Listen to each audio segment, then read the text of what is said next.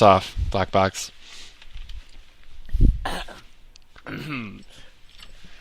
Hello, ladies and gentlemen, and welcome to the show match, grudge match of this century. Today we have Ered Wethrin's team against... we have Permafrost against Cobra Kai. Cobra Kai is sporting a losing record of 2-4 with Permafrost dominating 5-1. That's 5 wins and only 1 loss. So hopefully Permafrost can carry this through to a 6-1. But we're not biased here. We're hoping for a good game, and maybe Cobra Kai can even go 3-4.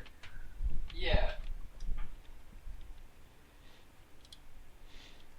And speaking of the 3 and 4, I believe that this is the last game of the group stage for the Riot Rumble. So the winner of this, or I should say, if Permafrost wins this, they are almost guaranteed to make it into the playoffs.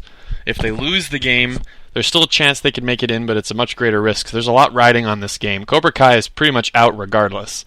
So hopefully they'll play a good game. I've had 2 viewers notify me that the stream is running. I'd like to thank... The stream is on? Yep, the stream is on, and I'm now clear on that picture. Terrific. And they're still in Champion Select, so we could just talk a little bit about the last couple games. Well, earlier I was playing RuneScape. That was pretty fun. That's a different game entirely. I'm referring to the last 2 games of the group stage, which I don't know if you had a chance to watch them. Oh, I did see them. They were pretty close, man. So what would you say is Permafrost's strength going into this 7th and very important game? Wombo combo. Can you elaborate a little bit on what that means? Well, for those of you who don't play League of Legends or MOBAs or haven't heard Wombo combo before, which I'm pretty sure isn't unique to League of Legends, but we use the word a lot to describe team compositions that that are composed of champions that like to combo off of each other. That's why it's called a wombo combo, because wombo supposed to mean big, and combo is combo, so like combine. Combo. So you're taking a bunch of spells and putting them together, and what happens to the enemy team? Boom. It evaporated. And deleted. The last 2 games that we saw from Permafrost, they ran heavy wombo combo teams and basically just obliterated their opponents. They would be down thousands of gold and obliterate their opponents anyway. They get to the team fight stage of the game and then just roll that into objectives. They've won a couple games off of minions.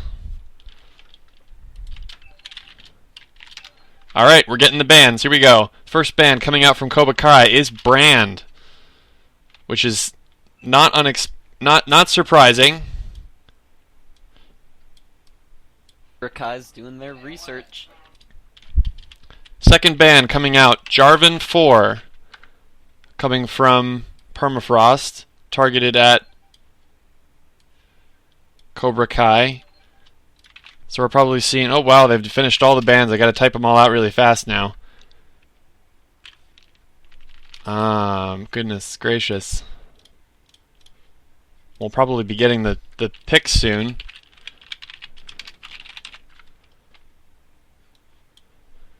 The second and third ban for Cobra Kai, directed at Permafrost, were Evelynn and Braum.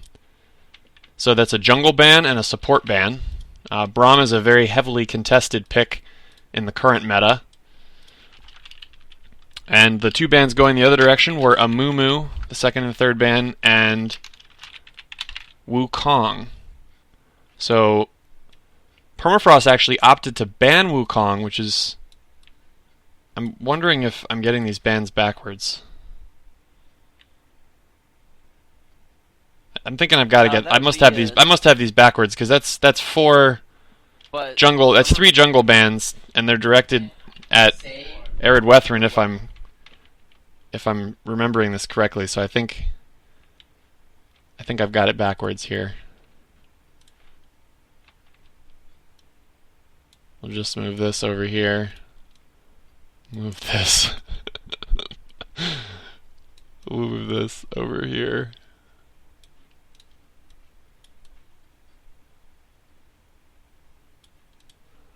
And do a little of that, a little of that, a little of that. Bam. Solved it. Okay, first pick coming in for Cobra Kai is Yasuo. Heavily contested pick in the late, more recent meta. He actually fits into that Yasuo, or that Wombo combo we were talking about earlier today. So I don't know if they're going to try to do something similar. 2 picks coming out from Permafrost are Nami, a support, and Misfortune. So talk a little bit about that bot lane, BlackBox. Nami is a pretty versatile support. She can heal, she can engage, she can disengage. She's just an all-around decent support. And Misfortune is very good when she's part of a Wombo combo, because her ult can put down a lot of damage across multiple champions. So I think this just shows that they're probably stick with their strength, which is probably a good decision on their part, because they can Nami ult to start fights, and assuming they have follow-up CC, they can hold everyone in place for the Misfortune ult. Okay, we've got two more picks coming out. We've got the opposing bot lane now of Twitch and Thresh. So how does that match up against the? They're 2 flavor champions. Thresh is usually used to counteract Twitch's innate immobility. Okay. So Thresh can get him out of very sticky situations. And when they want to engage, if Thresh can land a hook, they have a very strong engage, and their team fight will be good too. So they have a good pick and team fight coming out of their bot lane, and they have good hard engage if they can land the hook. Oh, Jason! It'll be very hard for not for them to get away if Thresh lands something, so they have to be extra careful, because neither Nami nor Misfortune have mobility abilities. And then coming out from Permafrost, the next 2 picks are Kaylee and Pantheon.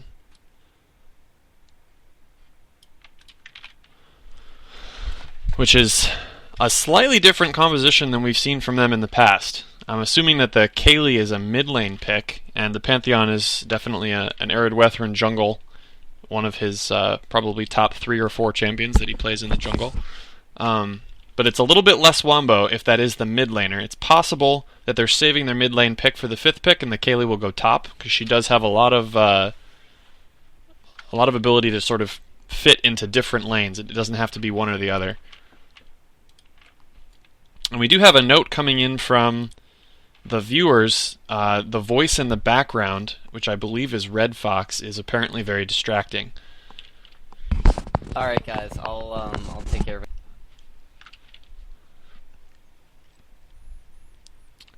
And still waiting on the 4th and 5th picks from Cobra Kai. Now the Yasuo is almost definitely a mid lane pick for Cobra Kai. It's a very high skill cap champion, which means it takes a lot of practice mechanically to become good with.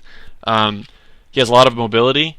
He has a very unique ability to throw down a wind wall that can actually block pretty much anything coming in his direction. And as a mid laner, he does attack damage, which is less typical for the mid lane. Mid laners often run more magic damage just to sort of balance out. And the 4th and 5th picks, the last picks, are Sejuani and Rise for Cobra Kai. And the last pick coming out for Team Permafrost is Malphite. which is a champion that they have run before. It's a top lane champion, one of the ones that their top laner likes to run. So, looking at the total compositions of each team now, we can kind of see a start of something. The Yasuo has an ability that allows him to jump in, his ultimate. Whenever a champion is displaced or knocked up, he can jump in from a great distance and do a significant amount of damage, sort of an additional CC, and it's really a wombo kind of a thing. And it looks like they are going into the game, so we're going to drop into the actual client now.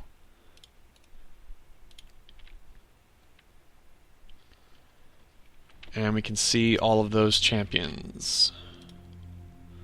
Bam. So we can see we've got 2.5 minutes. There is a slight delay between the live game and what we're able to see in the spectator mode. But you can see the champions there on the screen. So you've got Nami and Misfortune in the bot lane for Team Permafrost. Permafrost will be purple or red in this game. Cobra Kai is going to be the blue team. So the red team will be, I believe, down in the bottom left. And I think blue is in the top right of the map. The Ryze pick is it's a late game choice. He has insane power in the late game. He's basically a turret of spells where he just kind of stands there and tosses out very low cooldown abilities that do tons of damage in the late game, but it takes a while to build up that power. So Cobra Kai is going to be looking for Ryze and Twitch, who's also kind of an ultra late game carry, to really snowball the late game, which means they need to survive the early game. Yasuo will help with that. He has a pretty strong laning phase, especially versus...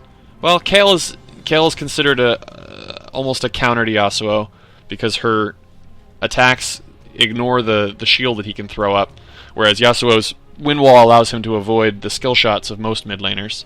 So that's a good choice to pick the Kayle there, assuming that Darkwing Darren is familiar with the champion. Twitch is an AD carry, sort of the late game attack damage champion who's going to be looking to just melt faces once he gets to his full build. Thresh has the ability to throw out a hook to catch enemies, then he can flay them back. He has a lot of CC and a lot of utility. His Lantern allows him to get allies out of bad situations or to bring the jungler into ganks. And then Sejuani just has a huge wombo damage. And actually, now that I'm thinking about it, Sejuani does have a knockback. So she has an ability that lets her charge into enemies, knocking them back. And when she hits them, Yasuo could jump in for his ultimate. So there's some nice synergy there.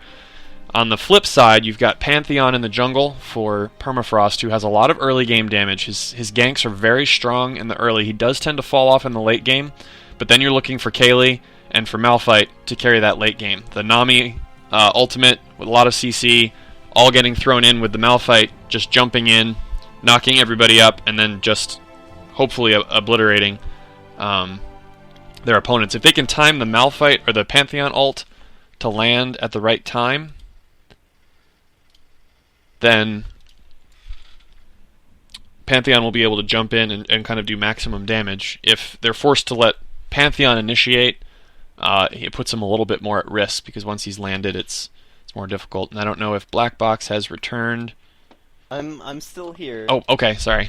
I didn't know if you were actually checked out, if you were still there. No, I'm right here. It seems like the Cobra Kai has the better late game here, so hopefully Permafrost can pick up the win in the mid game, or get a good advantage going.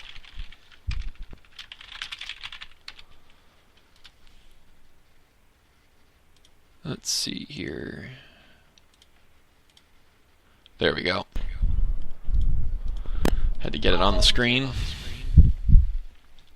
So we are loading in now. And you can see that both top laners have opted to take teleport. This ability allows them to teleport across the map either to a friendly minion or structure or a ward. The cooldown is reduced if you teleport to a tower. So often early in the game, the top laner will use it simply to kind of stagnate the lane, allows them to be more aggressive in last hitting and getting creep score, and then still get back to the lane without really risking death. But then once we get into the mid game, you start looking for objectives like Dragon, Baron, and those outer towers. You're going to see those teleports potentially getting thrown in to push an objective down and try to get an early gold lead. We have not seen Ered Wethrin, the captain of the Permafrost, play Pantheon before in the tournament, so it'll be interesting to see him pull this out. We've seen him play Amumu, we've seen him play Wukong. Very strong on both of those champions, and it looks like we're going into the Rift.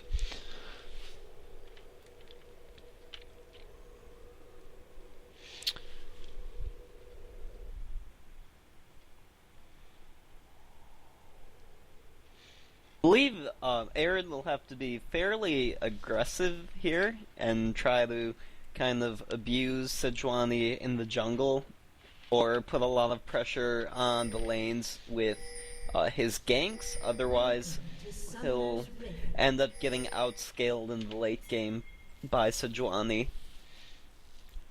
So we've got both teams just spreading out in the jungle. Kind of an early move from Permafrost, the red team. Trying to get really fast into that river, make sure everything's covered. I think I might have gotten the bans wrong after all. They might have targeted all 3 bans at that Sejuani player. Couple hits down on the ward, weren't able to take it out. The early trinkets don't last very long, so those yellow trinkets that you see, the warding totems, they only last for 60 seconds, and it's a 120-second cooldown. So these trinkets come up in the early game to just try to protect your jungle against invades, and then usually the timer will be up again before it's needed for the actual jungle. So Pantheon opting to drop his in the same place just to protect his own. He's probably starting blue, and it looks like Sejuani is opting to start red. Again, just a quick review, the blue buff offers cooldown reduction and mana regeneration. The red buff, which will spawn here, offers kind of an attack damage, well, just a general damage steroid on your auto attacks, and a slow debuff to the targets that you hit. So both teams moving into leash. It's called leashing for the jungler, just to throw a little extra damage to allow them to get moving faster on the first minion camp. Pantheon's off to a slightly faster start here, and everybody's moving to lanes. So what are we going to be looking for in bot lane, BlackBox, as far as the objectives of each duo lane? What are they going to be looking to try to do to win the lane? Well, first we're going to see which side gets to level 2 first. Thresh is going to be looking to land a hook. We might see Twitch lead an engagement by stealthing in and throwing a slowdown on Misfortune, and then Thresh can follow up with an easy play, and then followed by a hook, and then Misfortune really won't be able to get away, and they'll both be able to just pound on her.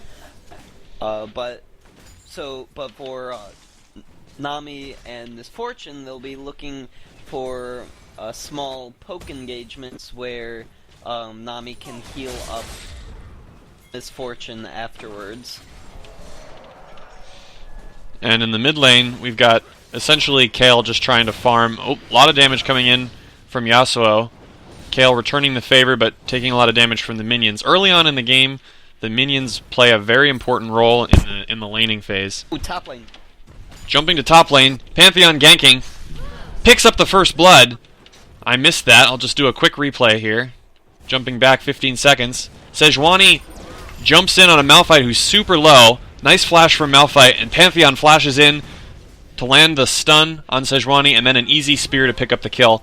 What's really important to note about that gank is that actually Ered Wethrin was able to steal the double buffs, both blue and red, from the Sejuani, which is going to put her pretty significantly behind. It's a great counter gank from Pantheon, able to get there in time. And you can see in that bot lane, without any sustain, oh, a beautiful bubble! Forcing the summoner out of Twitch to keep his health up. Used his summoner heal. Really nice bubble from the Nami, knocking him up. And You can see that sustain at work. Thresh doesn't have any sustain, and they're able to just bully Twitch around here. Mid lane looking fairly even. Can shift these champions around here to see the... Another really nice knockup. They're getting caught all over the place on that. So you can see Kayle is actually pulling a pretty significant CS advantage over Yasuo. Opted to start with a flask. Crystalline Flask is basically a bunch of potions that allow you to regenerate your health and your mana in the lane. So it's kind of a protection against early harass champions. Sejuani's setting up here for a potential gank. Yasuo's going to look to charge up his knock-up and then land the knock-up. He's got it ready. Pantheon's nowhere to be seen. Here comes Sejuani.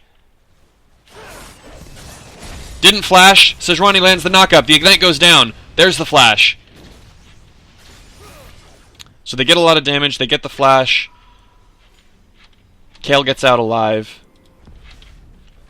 Oftentimes, what you want to aim for when you get ganked is to actually flash the initial CC, because if you miss that, you're going to have to burn your flash anyway, and you retain your health, which allows you to stay in the lane, basically nullifying the gank. Allowing them to damage you that much and then flashing out means that they get a bunch of free creep to kill, they get a bunch of free experience, and you get to miss out. Are you still 30 seconds behind? I thought I jumped forward. Okay. Oh, now I jumped live. What did I miss? I thought I jumped to live before. Terrible. Did I miss anything important? No, I didn't see anything. Alright. It's like Pantheon going for an early invade here. Catches Sejuani in the jungle. A lot of damage going down. Sejuani landing the knockup. Trying to run out. Another spear from Pantheon, pushing him out completely. Yasuo was looking to move over, but didn't think it was worth it. Ryze has seized control top, and he could have moved. He could have been moving downwards to block off Pantheon's escape. And if Yasuo had come up as well, then they might have been able to cinch a kill onto Pantheon. Looks like they just didn't see the opportunity. Pantheon's in an awkward place here. Just waiting in the brush. Almost like he's waiting for Sejuani, looking for an option to counter gank. Ult coming in from Yasuo. He lands the knockup. Pantheon ulting into mid. Yasuo doesn't see it coming. The ult coming down from Kayle. The stun. Oh, what a play. The timing on that. It was like they baited him in. Yasuo blew all of his abilities, including the flash, to try to survive that, and Kayle just kind of sneered and walked away. Kayle's ult is essentially 2 seconds of invulnerability that she can put on herself or an allied champion. It allows her, and there's no damage in the ability, but it allows her to really set up some nice baits. And just the immediate reaction from Pantheon there. Didn't wait at all, just ulted straight in the moment Yasuo went in. Sejuani looking for something in bot lane. Nami will probably see it in time. They don't see it. No, they're not going to see it. Sejuani's coming in. She's got nice knock up at the and the flay, the hook, the flash, the ult coming down from Sejuani. Misfortune blows her ult. I don't think she's going to get out of there. Oof. Kill going the Cobra Kai. Brings the gold difference, the overall gold difference, back within 200 gold. A really nice gank. Could have been avoided, probably from more wards going down. It looks like, yeah, the sight stone on Nami was empty. So that they basically were out of wards. They did have trinkets, though, so they could have had their trinkets in the river, potentially, to see that gank. But a lot of cooldowns blown on the other side. The Sejuani ult, which will make a big difference if either team tries to make a play for Dragon, not having that ult available. Pantheon roaming down into the bottom side here. Malphite is really getting shut down top. If you look at the creep score, Rise is already on 50 to Malphite's 20, so the Permafrost is going to be in for a rough game if they can't get Rise under control. Yeah, and especially a champion like Rise, the way that he becomes more powerful in the late game. Now, I will say that from the games that we've watched with Permafrost, their top laner, almost without fail, gets 30 to 40 or even more CS behind in the top lane. So this is not an uncommon scenario. The champions that they have that player playing are more for their teamfight utility than for their sort of 1v1 prowess. But like you said, Rise is a ticking time bomb, and when he gets too powerful, I mean, not even Kayle can stop it. Another knockup coming up from Yasuo. Decides not to go in this time. Kayle with a blue buff on that mana regen can basically just heal herself indefinitely. Makes her a real monster in the lane. Some nice vision wards coming out from Permafrost, protecting the defensive side of the jungle against jungle invades, although it doesn't seem to be Sejuani's forte. They don't have a ward in the river or in the tri-bush to see this Sejuani. So it looks like they're going for a repeat here. Nami does have her ult. A nice knock-up. That's going to shut that right down. Perfect landing. Missed Thresh Hook. Didn't get anything out of it. And Pantheon now knows the ult's coming in. He's going top. Looks like they're going to try to shut down the Rise. Tons of damage coming in, and a pickup for Pantheon. So that doesn't really do much to help out the Malphite, but it does get the Pantheon rolling. He's now 3-0. Hook coming in. Sejuani stayed. Flash from Nami. Ultimate from Misfortune. Tons of damage going down. Sejuani goes down. Nami goes down. Misfortune's still here. Putting damage on Thresh. He's taking tower shots. And it looks like they back out. They trade 1 for 1 in the bot lane. Oh! Oh, that was unfortunate.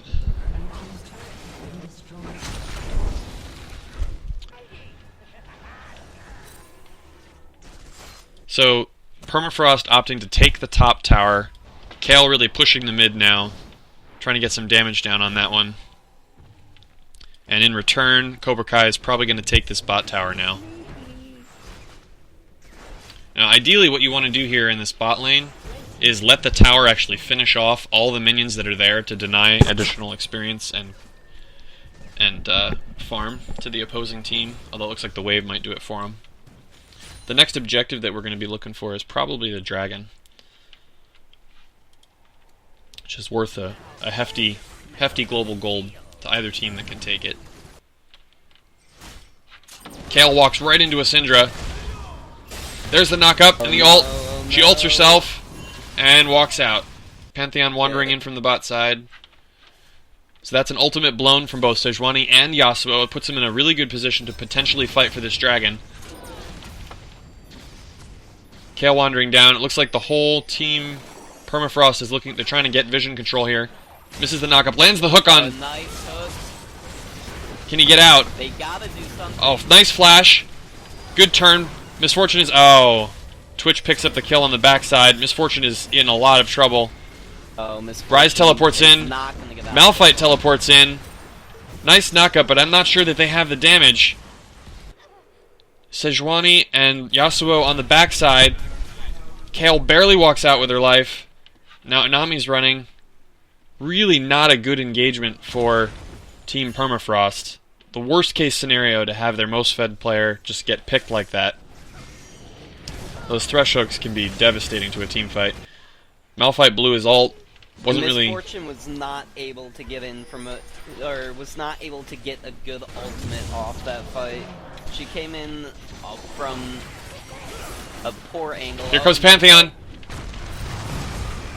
He picks up one. Nice. He's on the backside. It's going to be a lot of damage. He picks up two. Malphite's there trying to protect him. Knock up from Yasuo. They're able to kill him. So he picks up 2 kills, but he goes down. Can they pick up these? Misfortune putting good damage down. Oh, so close. I'm not sure that it was the best option to ult there, but I think Malphite can probably pick this up with a Q. If he can just land one. Does he have enough mana? I don't think he has enough mana, you're right. So they're still chasing. Misfortune has a nice slow, and the flash. Probably unnecessary on the flash, is a little too much. but they wanted to secure it. Better safe than sorry. Indeed. A lot of damage coming down from Rise. He's... Oh, Thresh is going for it too soon on the Kale shield. not going to protect him from that. Beautiful Thresh hook. Thresh is really carrying his team right now. Almost every kill they've gotten. That was a very patient hook on Thresh's part. He sped himself into position and waited until he was positive that the hook would land. But if we look at the overall, you can see that Kale is about 30 CS up on Yasuo.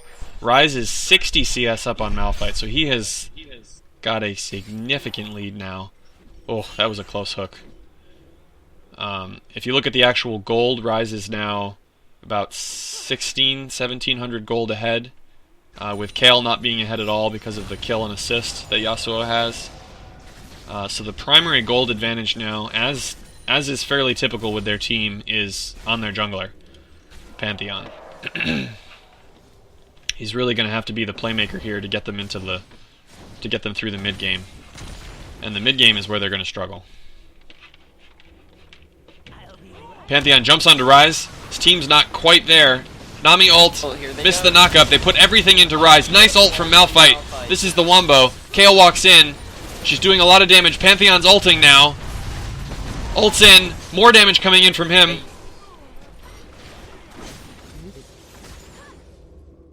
I'm not sure if channeling the Pantheon ult in the middle of that fight was ideal, but then again, I don't play a lot of Pantheon myself. Well, I mean, on the bright side, he put it on the side of them that forced them to stay in the fight. They couldn't walk through it, so they either had to go around, out to the top, or they had to go back towards his own team, which, I mean, given that they wanted to fight, is probably preferable, but yeah. Again, though, they're not really swinging the gold back in their favor. They're about 1,500 gold behind now, which is not insurmountable. 2K, 2 or 3K a few minutes ago. Yeah, I think they got a little bit back on the fight, but they're still down. Well, Malphite is getting caught up top. Rise is probably going to be able to pick this up pretty easily. He's got a lot of damage. Nope, he leaves it. Potentially, I mean, he could have dived the tower on that one. He's got some armor, Rod of Ages, but Pantheon was walking up in that direction, so he might have been able to save Malphite if that had been the case. Pantheon now 6-2, really just pretty much the only chance that his team has in the immediate future. You can see that the Wombo, though, was pretty successful. They got the pick onto Rise, ton of damage early. Malphite goes in. They don't have quite the kind of damage that they typically do with the brand. It's a different kind of damage when you have a Kale. Kale has to be a little bit more careful. Can't quite burst from as far away and hit everyone equally. We'll have to see if she builds the Runon's Hurricane or if she opts for a more AP burst build.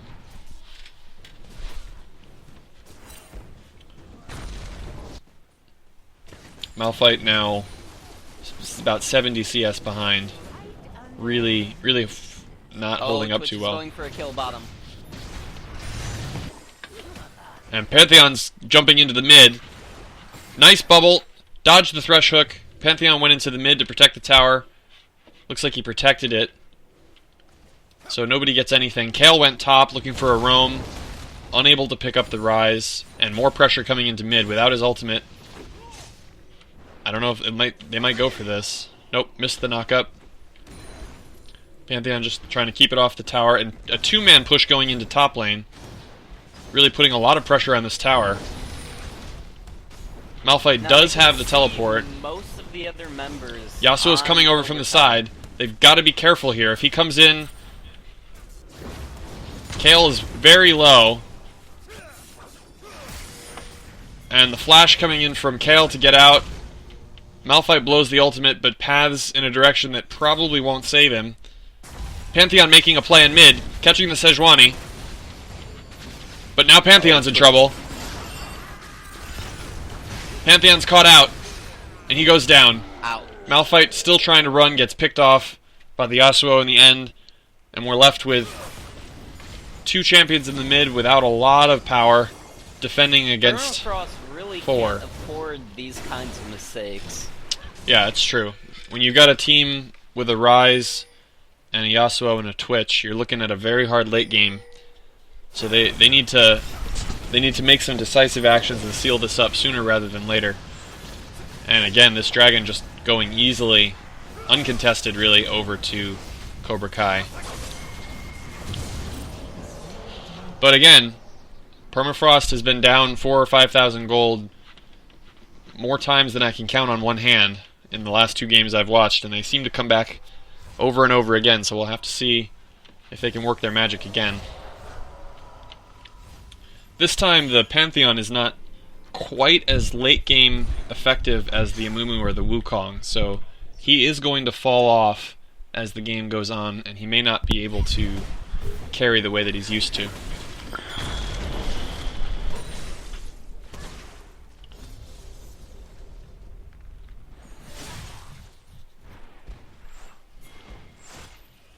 Both teams, well, Permafrost just kind of milling about here in the mid lane.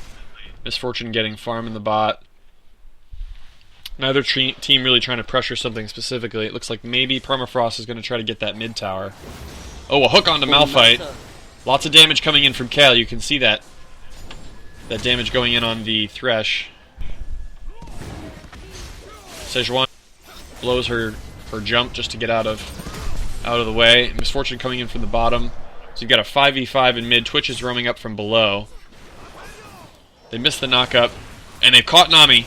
A lot of damage, and the hook. Oh, what a hook. They all go in. Malphite goes in. A beautiful ultimate from Misfortune. Twitch kills Pantheon. That's a lot of their damage, but Misfortune is still alive. Kale's still alive, but it's low.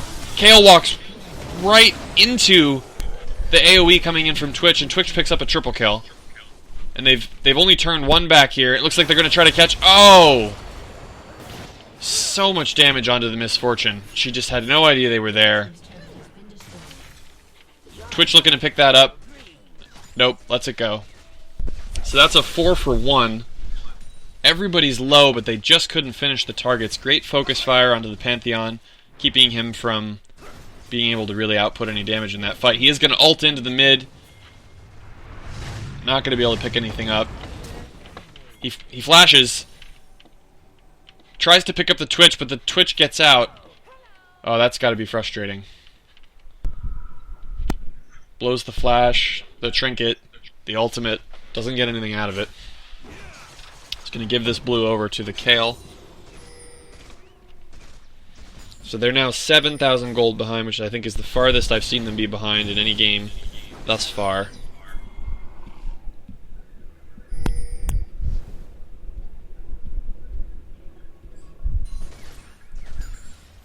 And Kale really the only one who's keeping up in farm in this game. The Misfortune has fallen behind. The Malphite is of course way behind. Misfortune will be able to make up for a lot of the damage that she's lacking, but she has to land a very good ultimate, and Twitch is already 7 kills up. He has over half of his team's kills.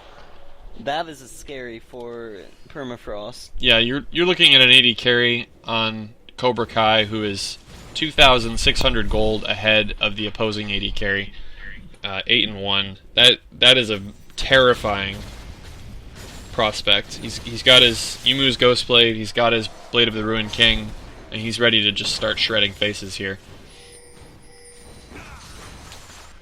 Going to be really crucial for Pantheon to be able to get in there, lock up that Twitch, and to burn him down before he's able to output much damage. And the risk there is that if Ryze can stand in the middle of the fight and just act as a turret, slowing or rooting and putting out damage to anyone who comes close, Twitch can stand in the back with his ultimate, which increases his attack range, and just shred through, in an AoE fashion, the entire Permafrost team. Looks like they're making a play in the mid. The Twitch is not there. A lot of damage going down in the tower. Sejuani engages. Twitch roaming up from the bot. Nami ult going in. Oh, and they pick up the Kale without any trouble at all. Pantheon flayed, low, dead. Ultimate coming in from Malphite. Too little, too late. She needs to cancel it. Blows her ultimate to get out. Blows the flash. Lots of cooldowns lost there for nothing. And we're looking at a potential inhibitor here. This is not good for Permafrost.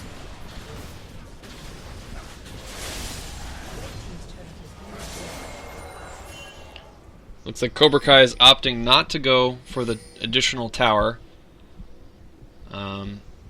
Even though their cooldowns are essentially back, they still have the ultimate on Yasuo, Twitch, and Ryze. They're just going to back out, take some farm with them as they go, maybe look for a push on this bottom tower.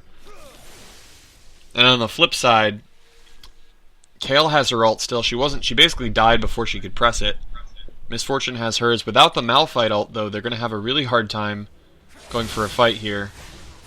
And it looks like maybe some miscommunication with Cobra Kai all in the bot lane, pushing that tower, and they've just blown an item active to move faster, and they're trying to come behind on this Malphite and the Kayle, who picked up an easy tower.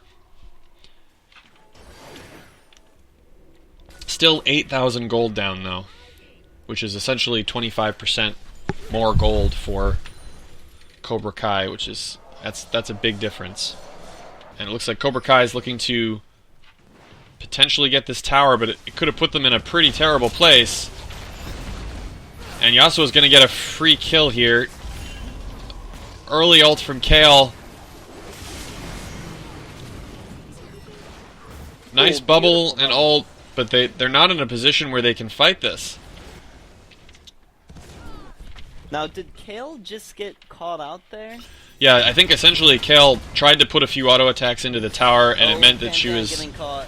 Yeah, Pantheon. This game is just falling apart. It's fallen a little bit out of control here. She's trying to run away, but that Ryze is merciless. Oh, very close. Rush really should have landed that. I'd call it a juke, but Misfortune didn't juke. So, rather than push the inhib with Pantheon down, looks like Cobra Kai is opting to roll down to the bot lane. They've already got a wave there. And Permafrost is going to have to move fast to protect it. Sejuani taking the tower. Another free tower.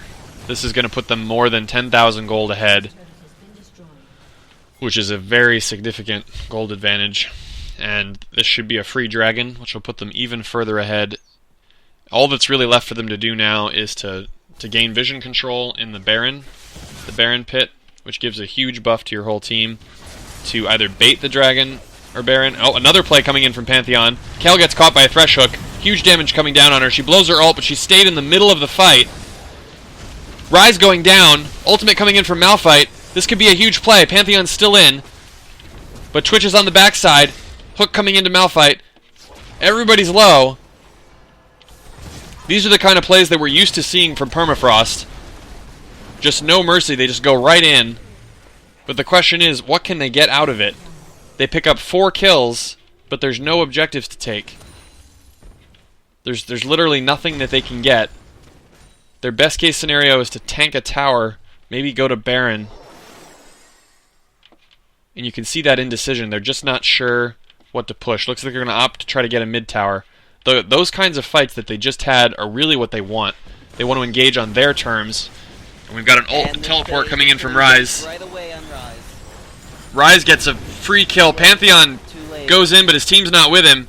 Ryze getting so tanky now, finishing his Frozen Heart, working on his Archangel Staff, that Rod of Ages. There's a lot of miscommunication going on among the members of Permafrost. If they had all, they should have either all backed away or go in right away on together on Ryze as he came in. They could have stun locked him.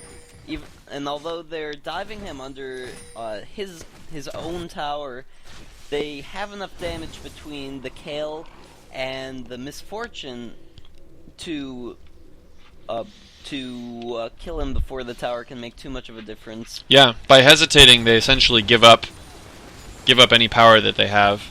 Potentially, they could have finished the tower and then killed Ryze if they had just the teleport in kind of caused all of them to hesitate when they were putting out very good damage on the tower up to that point. So we're definitely seeing some hesitation, which is pretty normal when you're this far behind in gold. You know, you don't want to throw the game. You start to worry if you can do it. Thresh landing a hook and a flay on Nami. Looks like she's just going to walk out. Nice little support fight there. Neither champion really having any damage. Big minion wave pushing into the bot lane. Misfortune teleporting back to base. You can see that Twitch is almost 3,000 gold ahead now. Rise is...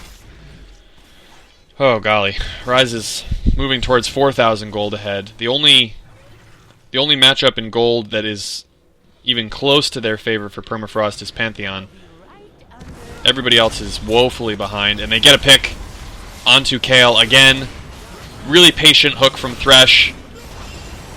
Now they got a pick onto Pantheon. He goes in to try to help. Mikhail's Crucible being blown from Nami. Nami going down, Pantheon going down. The ultimate finally coming in from Misfortune, but nothing to really do here. Malphite blows his ult to get out, and this is a worst case scenario here. Losing 3 members, the jungler's down, so they don't have any smite power to take the Baron, and Cobra Kai is just zeroing in on that Baron.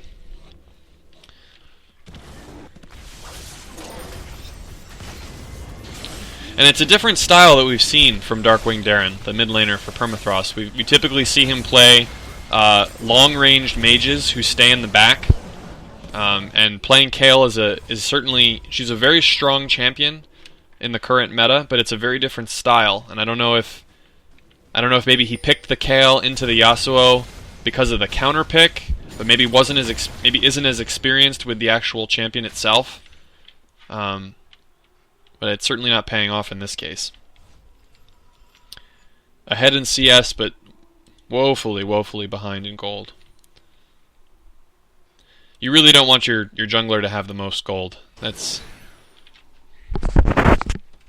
not something you're looking for. Hopefully, Pantheon will be able to... because Pantheon is definitely not going to be tanking for his team, he'll hopefully be able to put his damage items to good use by putting pressure on Twitch during the team fights. However, with them being 13k down at this point, it's dubious that they'll even have another team fight.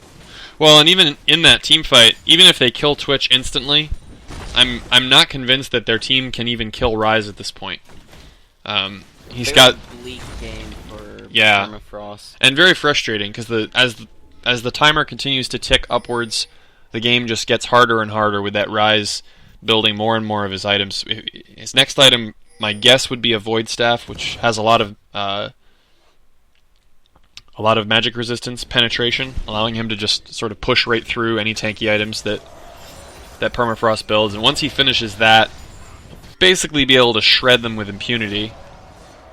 They just don't have the damage to kill him and Twitch, and both of those champions need to go down, and that's not even counting the Yasuo sitting on the side, able to just output a lot of very, very significant AoE wombo. So they're kind of getting outscaled here.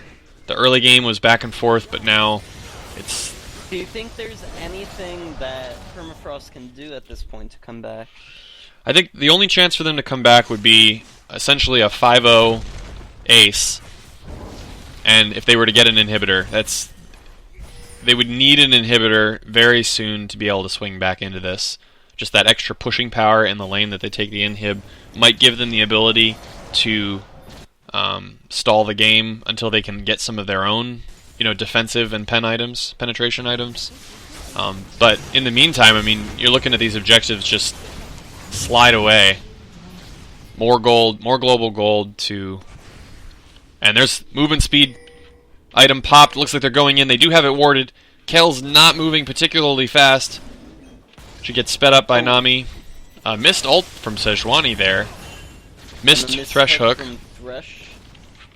Rise split pushing on the top lane. He does have his teleport, so he can jump into his team if something happens. And it looks like a nice rotation here from... Yep, nice rotation. From Cobra Kai. Essentially a free tower, unless if Permafrost decides they want to fight this. The enemy team is split up right now, but they're just giving it up. Wiser, because with If they had moved in on that, it's hard to tell what's going to come. Oh, Twitch gets caught! A lot of damage coming in. The Nami ult, the Thresh Hook misses. Oh, but Kayle pushes her advantage too far. Oh no. Is able to get out, but now her ultimate's down. They weren't able to kill the Twitch. Pantheon had a really nice pick on that Twitch, but the team just wasn't quite ready for it. That might have bought them some time. Although I don't know if time's really going to save them in this game. Cobra Kai just keeps getting stronger and stronger.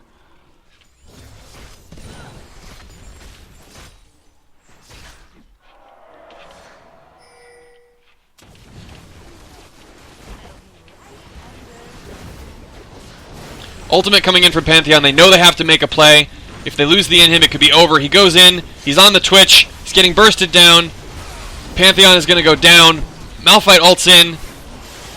Damage coming in from Misfortune. She's able to kill the Twitch, but look at Ryze's health. He's not even wounded.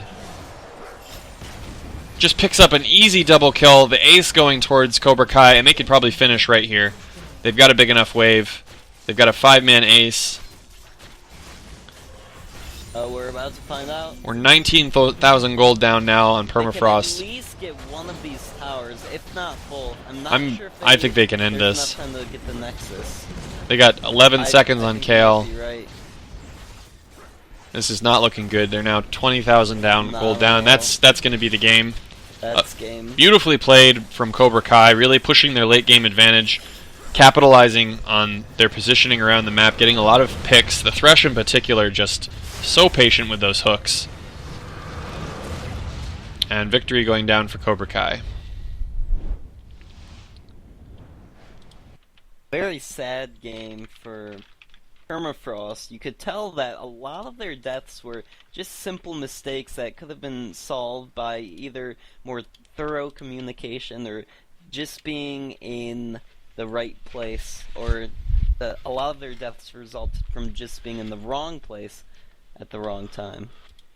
Yeah, I don't think their composition was necessarily flawed. I think it could have worked. But they needed to not make any mistakes in the early game. You know, they needed to capitalize on that early. I mean, the Pantheon was rolling in kills early, and they needed to really stomp out some objectives to get a big enough lead that would keep them in the game as the scaling sort of swung back the other way.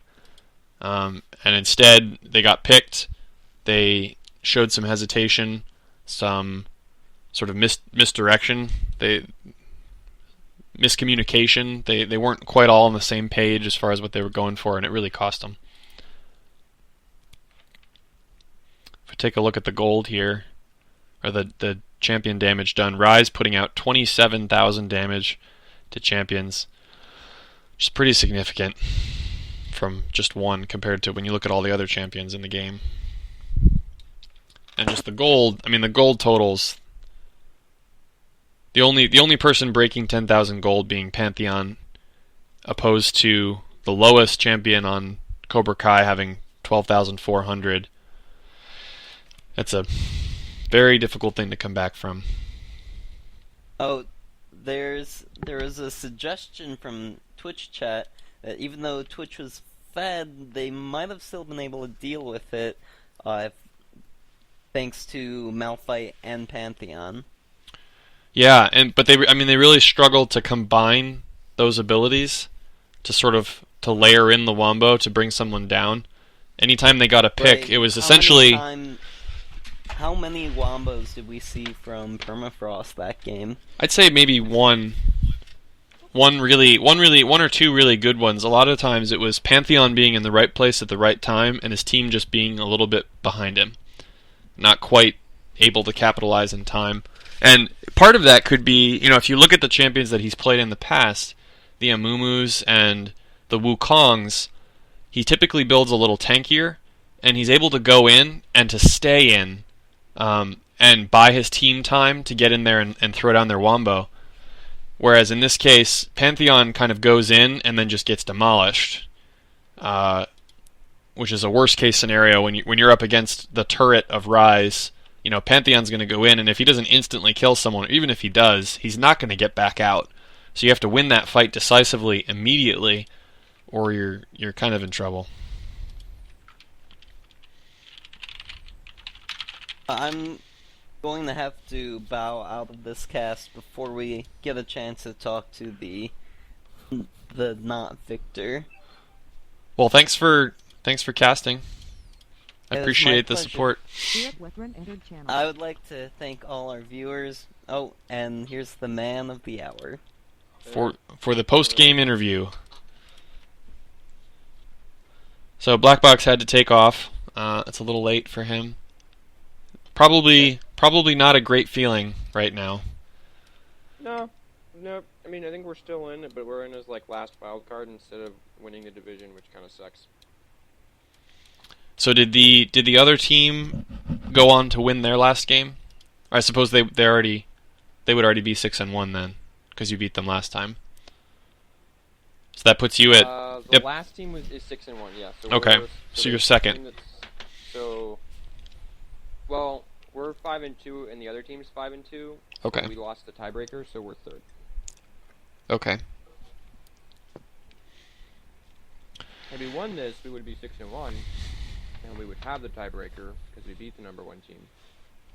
So how did you feel? I mean, I know it's always frustrating to lose, but how did you feel about the compositions going into the game? Did you get the picks you wanted? No. So we banned out the things we wanted, but the huge thing on our team that was messed up, that was wrong, was I called Pantheon. And it wasn't a good call. And it was sort of like I knew it, but going something that had initiation that could drive in with some like strong CC and everything. Yep. Because as Pantheon, like you saw it over and over, it's like, well, you can drop, and you've got some strong ganks early, but once you get to that late game, you're just not that useful. Yeah, you can't be frontline. You have to be on the side, but your ult puts you in the middle of their team. And you're jumping into a Rise turret, who essentially can just kill you at will whenever he feels like it. Yeah. So. And we did notice. Sorry, I'm eating. That's okay. I got a little confused on the bans as far as which ones went where. I noticed Amumu and Wukong were banned. Did they ban those against you? Were those targeted at you, or are you targeting them at them? They banned Evelyn, Braum, and Brand. Okay. So you actually banned 2 of your own junglers? Mm-hmm. We were trying to disrupt their combo. And I think he reacted to that better by just going, well, I'm just going to play another champion that can still combo. Because they basically run combo too. Okay. So they were also running combo combos, so we were like, well, let's disrupt their guy who's their initiator. He was like, whatever, I'll play Sejuani. And I would have been better off if I'd said, whatever, I'll play Hecarim or Zac. Or Nautilus or something. Yeah. Now, the Kale pick, I was really kind of curious, because we haven't seen Darkwing Darren play a champion like that before. We've seen him play kind of the stand-in-the-back mages. Is he really familiar with those? Was this an attempt to counter the Yasuo? Kale is a common counter to Yasuo. He both knows how to play Kale, and it was a good counter to Yasuo. Okay. So he's proficient on Kale, and I think that was reflected. Like he was doing fine in the mid game. Yeah, the only thing that was a little bit off was his positioning in the fights. He would kind of wander into the middle and then just stand there auto attacking until someone killed him. Yeah. Which is a little sticky, but there was a lot going on. A lot of it was harder because I think when I'm playing Pantheon, I have a lot more trouble thinking about calls and like just making shots. A couple of the team agreed, like,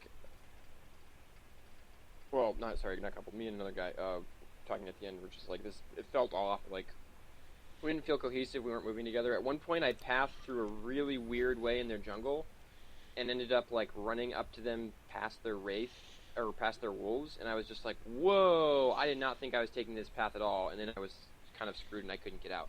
Yeah. Yeah, there were the other part of it that looked a little bit, and I think this fits right into what you just said, was usually we see your team moving as one big cohesive unit, and there were many times where there seemed to be some indecision and some hesitation from multiple members as far as calls, whether you're going for the objective, whether you're splitting off to the side, whether we're taking the tower or we're backing out. Kale got punished multiple times because she just stayed too long, and it looked a little unclear. Well, and their team fight was better than ours. Like, Kale and Rise both bring kind of the same thing to the team fight. A lot of point with a little bit of AoE. Yep. With the Runins built out, like, Kale's doing some good AoE damage, but it takes a long time to get there, and by the time Kale was getting strong, and by the time MF was getting strong, I had totally fallen off. Like, I wasn't able to convert my early power into wins, and that's because Pantheon doesn't fit our team comp. Like, we're not a team that goes in to win lanes hard. Right. And you did win the lanes hard. I gotta say, your early game jungle was very strong. Well, yeah, but in Pantheon, that's where you need to, like, capitalize on having that into a really strong mid game, but because that's not how we play, it just doesn't fit our style, and then, like, the initiations on Pantheon are slow. So, yeah, it was really rough. So I think, like, champion picks, made some bad decisions, and then, like, throughout the game, we were just really, like, outside of some early stuff, even when the ganks were successful, there was a tricky, like, we weren't really ahead ever, and they were controlling Dragon really well, and we couldn't contest a lot of the time. Yep. We still had another fight, I think, it's happened every single time, where we forget to call in top lane with a teleport. Yep. And so we fight like we're 5 people, but we're only 4, and we're missing a major ult. Yep. Yeah, she showed up in a dragon fight too late. She did come in eventually, but then your team was already split and dying, and you were already caught and dead, and Misfortune was already caught and dead, and there was nothing really for her to take. But yeah, we didn't. Yeah, we didn't play it. We did not play our comp well, and the comp doesn't fit our play style well. So overall, like, we had Nami, we had MF, we had Malphite. Those are all good picks that fit with us. I think Kale could even fit, and I think I just messed it up on the jungle pick, and then got really heavily distracted while trying to jungle. So going forward, you said that it's possible you'll get it on a wild card for the playoffs. Is that pretty likely? I think so. I think we're pretty much in as, like, the last wild card. Okay. So going forward from this, would you say that this is probably maybe a timely learning experience as far as, what doesn't work? Can you... Yeah. I mean, you can probably glean a lot from something like this for going into the playoffs then. Yeah, I think, being someone who basically has survivability in some way, shape, or form, like Wukong has stealth and, like, Amumu has tankiness and stuff like that, like, me being on someone like that, so I'm less worried about just getting insta-gibbed and can actually call shots. Like, I'm just not that great of a shot caller.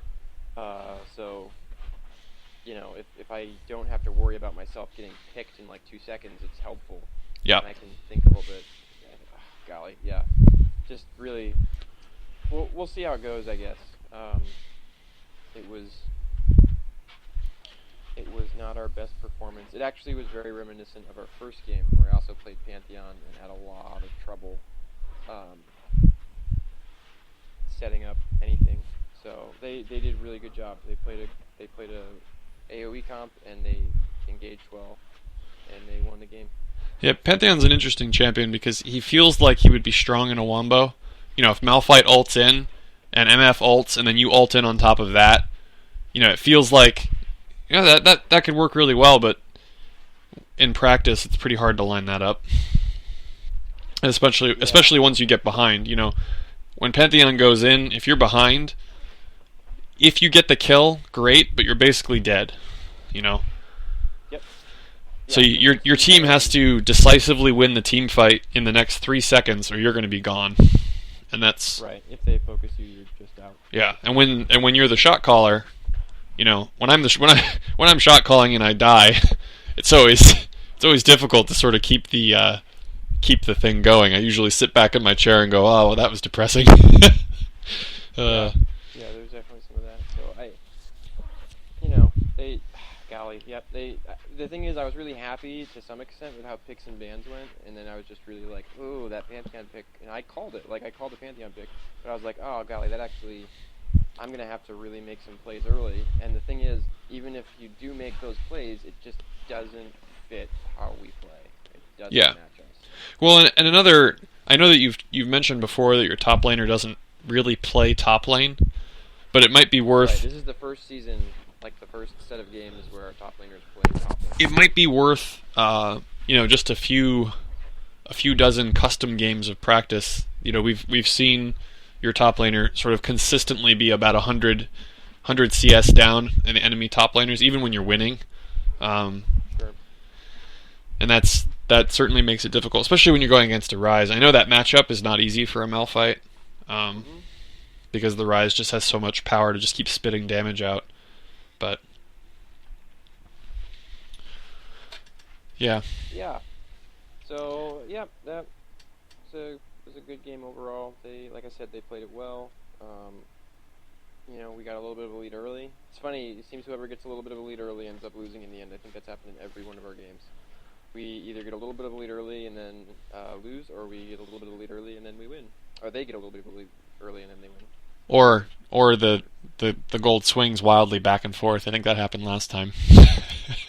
Yeah. One team was 4K ahead, then the other team was 4K ahead, then the other team was 4 kind of swung. Yeah, well, it really drives home the importance of champion select and like having don't play what you're good at, play what works in your team comp. Like Right. that is worth a lot of experience on champion and just general skill. And we derped it up this time. I think even to the point of sending mid lane on like Ziggs. Someone who can have a massive AoE impact on Yeah. a bunch of people Yep. would have helped us because that's how we play. And there were Or some if- fights where they walked out with like a couple of them had like almost nothing, and it's like, man, if we'd had Ziggs, we might have been better off. Well, Like, oh, kill. and you banned yourself out too. If you'd let the Amumu and the Wukong go through, against that jungler, from what I saw, I would rather have both of you be on. If he gets Amumu and you get Wukong, my money's on you, from what I've seen. So there's that side of it where He would have picked it Wukong, okay, and that's very disruptive to how we play as well. right, and they had first pick. But I think maybe leaving the but then again, Sejuani or Amumu or whatever. So. Yep. Well, you win some, you lose some. It was Yep. fun to cast. I'll wrap up the stream here. Thanks for watching. Anybody who happened to watch, I'll have the video loaded up on YouTube, unlisted. Probably unlisted, since it is a Riot Rumble. And okay, closing it down.